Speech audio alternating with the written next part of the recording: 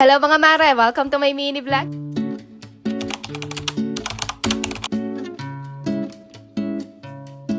Magandang araw mga mare, another day, another bahay serye na naman nga tayo. Pero bago ang lahat, gusto ko munang batiin ng happy birthday si Sabrina Joss Mota from Camarines Sur. 13 years old na siya ngayong araw at nag-message nga sa akin yung mama niya at gustong-gusto nga daw nila na pinapanood palagi yung mga mini vlogs natin. Kaya thank you so much baby girl, I wish you all the best at sana ay matupad mo lahat ng mga pangarap mo sa buhay. So ayun nga mga mare, kung kahapon ng umaga dinalaw tayo ni Katam, pero nung mga bandang tanghali naman dinalaw naman tayo ni Cassie.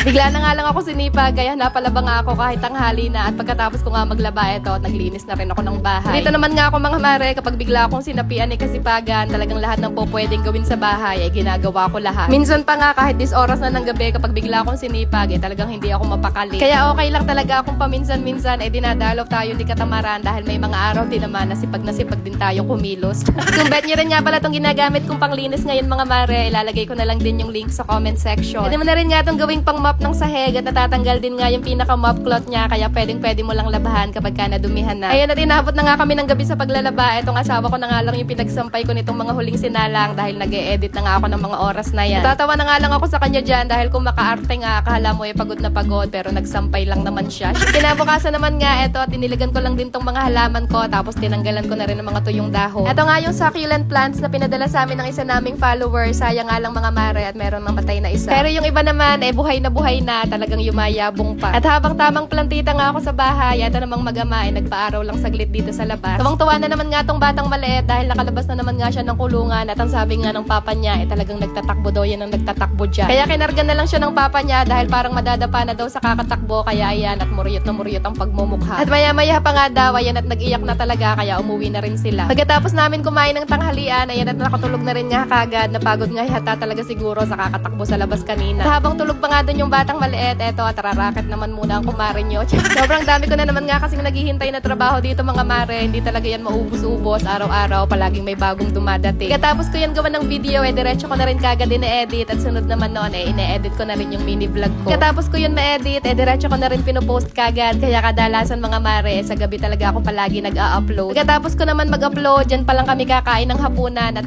diretso na naman ulit sa pagiging buhay nanay. Kaya sabi ko naman nga sa inyo mga mare, napaka-hectic talaga ng schedule ko. Si kuya nga pala yung naghugas itong mga plato kanina, kaya tinuyo ko na lang at inilagay ko na rin sa mga lagayan. Kung ako lang kasi talaga mag-isa mga mare, hindi ko talaga kakayanin lahat itong mga gawain ko sa bahay. Pero andyan naman yung asawa at mga anak ko na tumutulong sa akin kahit paano, kaya nakakaya kong pagsabay-sabayin lahat ng mga gawain. Kaya kahit full-time mom tayo, nagagawa ko pa rin isabay yung pagbablog ko dahil na rin sa suporta nila.